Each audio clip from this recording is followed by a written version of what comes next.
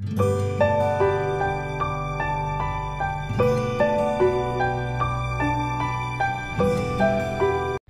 అండి, నేను Razia's healthy kitchen నుంచి ఈరోజు మన రెసిపీ వచ్చేసి కరివేపాకు పొడి అండి.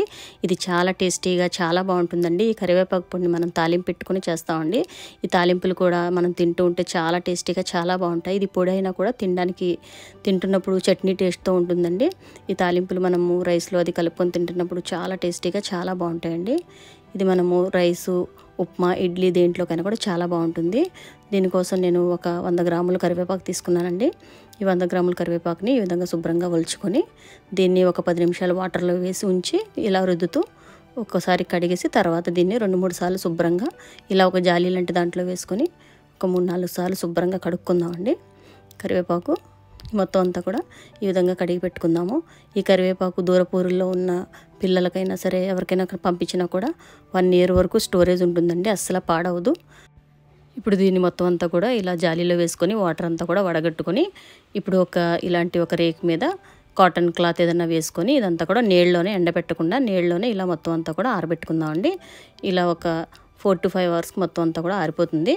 ఈ విధంగా మొత్తం ఆరిపోయిన తర్వాత దీన్ని పక్కన పెట్టుకుందామండి. ఇప్పుడు ఈ పొడి కోసం మనకి నువ్వుల ఆయిల్ కానీ పల్లి ఆయిల్ కానీ అయితే చాలా టేస్టీగా ఉంటుందండి. ఈ పొడిలో మనం ఆయిల్ యూజ్ చేస్తామండి.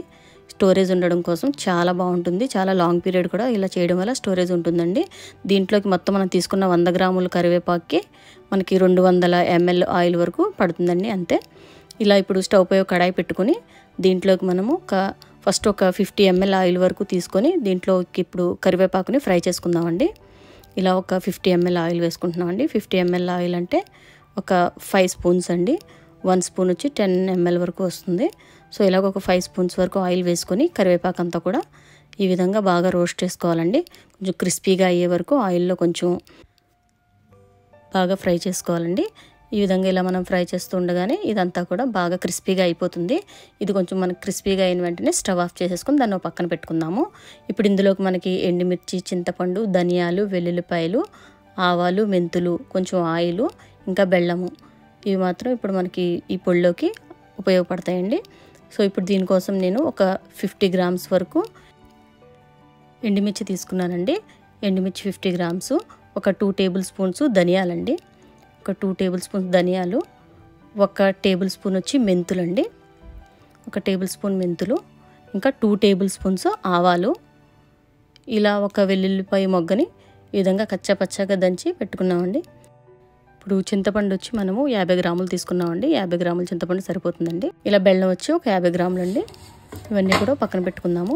ఇప్పుడు ఇవన్నీ కూడా చల్లారిపోయిందండి. కరివేపాకు అంతా కూడా బాగా చల్లారిపోయిన తర్వాత దీన్ని ఒక బౌల్లోకి పక్కన ట్రాన్స్ఫర్ చేసుకుందాము. ఇప్పుడు దీంట్లోకి ఆయిల్ ఏం వేయకుండా ఈ ఎండుమిర్చి అన్ని మనం కట్ చేసి పెట్టుకున్న ఈ 100 గ్రాముల ఎండుమిరపకాయలు కూడా బాగా రోస్ట్ చేసుకోవాలండి. ఇవి కూడా కొంచెం ఇలా కలర్ లైట్గా చేంజ్ అయ్యి క్రిస్పీగా అయ్యే వరకు దీన్ని రోస్ట్ చేసుకోవాలి. ఆ తర్వాత ఇప్పుడు మనం తీసుకున్న ధనియాలు, మెంతులు, ఆవాలు ఈ 3 కూడా ఒకేసారి మొత్తం అన్నీ వేసేసి ఈ 3ంటిని కూడా ఇది తక్కువ క్వాంటిటీస్ కాబట్టి మొత్తం అన్నీ కలిపి మనం ఫ్రై చేసుకోవచ్చండి. ఎక్కువ క్వాంటిటీస్ అయితే కనుక దాన్ని ఒక్కొక్కటి సెపరేట్గా చేసుకోవాల్సి ఉంటుంది. ఈ మొత్తం అన్నీ కూడా కొన్నే కాబట్టి త్వరగానే ఫ్రై అయిపోతాయి. ఈ విధంగా రోస్ట్ చేసుకొని పక్కన పెట్టుకుందామండి. ఈ 3ంటిని కొంచెం బాగా చల్లారిపోయిన తర్వాత ఇప్పుడు ఒక మిక్సీ జార్ తీసుకొని ఇందులోకి మనము ఈ ఫ్రై చేసి పెట్టుకున్న ఎండుమిర్చి మొత్తం ఇవన్నీ కూడా ఇందులోకి వేసుకొని మిక్సీ పట్టుకుందామండి. ఇవన్నీ కూడా కొంచెం పొడిలాగా మిక్సీ కొట్టుకొని ఇప్పుడు పక్కన పెట్టుకుందాము. ఇప్పుడు ఇందులోకి మనకి ఇందాక మనం ఫ్రై చేసి పెట్టుకున్న కరివేపాకు అంతా కూడా ఇందులోకి కొంచెం కొంచెంగా వేస్తూ మొత్తం అంతా అదే పౌడర్లో వేసేయచ్చండి, పర్వాలేదు, మొత్తం కూడా బాగా కలుస్తాయి. సో ఇందులోకి ఇప్పుడు కొంచెం బెల్లం ఇందులోనే వేసేద్దామండి. ఈ మొత్తం అంతా ఒకసారి మిక్సీ పట్టుకుందాము. ఈ విధంగా మొత్తం పొడిలాగా బాగా మెత్తగా మిక్సీ పట్టేసుకొని దీన్ని ఒక బౌల్లోకి ట్రాన్స్ఫర్ చేసుకుందామండి. ఈ విధంగా ఇదంతా మొత్తం ట్రాన్స్ఫర్ చేసిన తర్వాత మిగిలిన కరివేపాకు అంతా కూడా ఇప్పుడు ఇందులోకి వేసేసుకుందాము. ఇలా మొత్తం అన్నీ కూడా కలిసి బాగా మిక్సీ అయ్యేలాగా మొత్తం చూసుకోవాలండి. ఇప్పుడు ఈ కరివేపాకు అంతా కూడా ఇందులోకి వేసుకొని ఇప్పుడు మనం తీసుకున్న 50 గ్రాముల చింతపండు కూడా ఇందులోకి వేసి మొత్తం అంతా బాగా మిక్స్ చేసుకుందామండి. ఇలా మిక్సీ చేసుకున్న తర్వాత ఇప్పుడు ఇదంతా కూడా ఇందులో కలిపేద్దాము. ముందుసారి వేసిన దాంట్లో బెల్లం వేసి కొట్టాం కదండి, ఇప్పుడు ఇందులోకి మనం చింతపండు వేసి కలిపాం కాబట్టి ఈ మొత్తం పొడి అంతా కూడా అది మొత్తం అంతా బాగా కలిసేలాగా మిక్స్ చేసుకుందాము. ఈ విధంగా మొత్తం అంతా కూడా చేత్తో బాగా మిక్స్ చేసుకుందామండి. పొడి అంతా కూడా ఇలా బాగా ఇదంతా కలుపుకున్న తర్వాత దీన్ని మళ్ళీ ఒకసారి మనం మిక్సీ జార్లోకి వేసుకొని ఒకసారి మిక్సీ పట్టుకుందామండి. ఇప్పుడు బాగా అంతా కూడా చాలా బాగా కలుస్తుంది. సో ఈ విధంగా మొత్తం అంతా కూడా ఇలా మిక్సీ జార్లోకి వేసుకొని ఇప్పుడు ఇందులోకి మనం సాల్ట్ వేసుకుందామండి.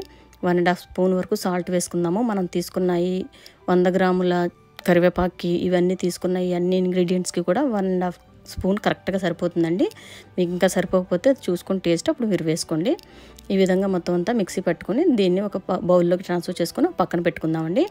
ఇప్పుడు స్టవ్ పై ఒక కడాయి పెట్టుకొని కడాయి హీట్ ఎక్కిన తర్వాత ఇందులోకి ఇప్పుడు మనము 150 ml వరకు ఆయిల్ వేసుకుందామండి. ఇది కరెక్ట్గా సరిపోతుందండి. నిజంగా 1 ఇయర్ కూడా అసలు మీకు కరివేపాకు అసలు పాడవదండి. ఇలా 150 ml వరకు మనం మెజర్ చేసుకొని ఆయిల్ వేసుకుందాము. ఈ ఆయిల్ అంతా కూడా కొంచెం హీట్ ఎక్కిన తర్వాత ఇందులోకి ముందుగా వెల్లుల్లిపాయలు వేసుకుందామండి. ఈ వెల్లుల్లిపాయలు వేసుకొని ఇవి కొంచెం బ్రౌన్ కలర్ వచ్చేలాగా బాగా ఒకసారి రోస్ట్ చేసుకుందాము. ఇలా లైట్గా బ్రౌన్ కలర్ వచ్చిన తర్వాత ఇప్పుడు ఇందులోకి మనం తాలింపులు వేసుకుందామండి. మనం తీసుకున్న కరివేపాకు కొంచెం అలా కొంచెం వేసుకొని అందులోకి మన తాలింపులు కూడా వేసేసుకొని ఒకసారి ఫ్రై చేసుకుందాము. ఇవన్నీ కూడా ఫ్రై అయిన తర్వాత కొంచెం దగ్గరగా అప్పుడు చివరిగా మనము ఎండుమిర్చి వేసుకుందామండి. ఎండుమిర్చి త్వరగా మాడిపోతాయి కాబట్టి అవి చివరిగా వేసుకోవాలి. సో ఈ విధంగా ఇవన్నీ కూడా కొంచెం రోస్ట్ అయిన తర్వాత ఒకసారి కొంచెం ఇలా రోస్ట్ అయిన తర్వాత స్టవ్ ఆఫ్ చేసేసుకుందామండి. ఇది స్టవ్ ఆఫ్ చేసుకున్న తర్వాత దీంట్లోకి ఇప్పుడు మనం ఒక 2 టేబుల్ స్పూన్స్ కారం వేసుకుందామండి. స్టవ్ ఆఫ్ చేసిన తర్వాతే కారం వేయాలండి. ఇలా మొత్తం అన్నీ కూడా బాగా కలర్ అంతా చేంజ్ అయిన తర్వాత వేసుకోవాలి. ఇలా ఇవి వేసిన తర్వాత ఒక 2 స్పూన్స్ కారం దీన్ని బాగా ఒకసారి మిక్స్ చేసుకుందామండి. ఈ విధంగా మిక్స్ చేసిన తర్వాత ఇప్పుడు మనం పక్కన పొడి చేసి పెట్టుకున్న కరివేపాకు పొడి అంతా కూడా ఈ వేడిలోనే దీంట్లో వేసేసుకోవాలండి. మొత్తం అంతా కూడా కొంచెం వేడిగా ఉన్నప్పుడే స్టవ్ ఆఫ్ చేసుకొని మొత్తం ఇందులోకి వేసేసుకొని ఒకసారి మిక్స్ చేసుకుంటే మొత్తం అంతా కూడా బాగా కలిసేలాగా మిక్స్ చేసుకుంటే మన కరివేపాకు పొడి రెడీ అయిపోయిందండి. ఇది చాలా బాగుంటుందండి, చాలా టేస్టీగా ఉంటుంది. మీరు ఇలాగే ప్రాసెస్లో ఒకసారి తప్పకుండా ట్రై చేయండి. ఇలా మీరు చేసి పెట్టుకుంటే 1 ఇయర్ వరకు అసలు మీరు ఇంకా బయట పెట్టినా కూడా ఫ్రిడ్జ్లో పెట్టవలసిన అవసరం కూడా లేదండి. 1 ఇయర్ కూడా మీకు అలానే ఉంటుంది స్టోరేజు. చాలా టేస్టీగా చాలా బాగుంటుంది.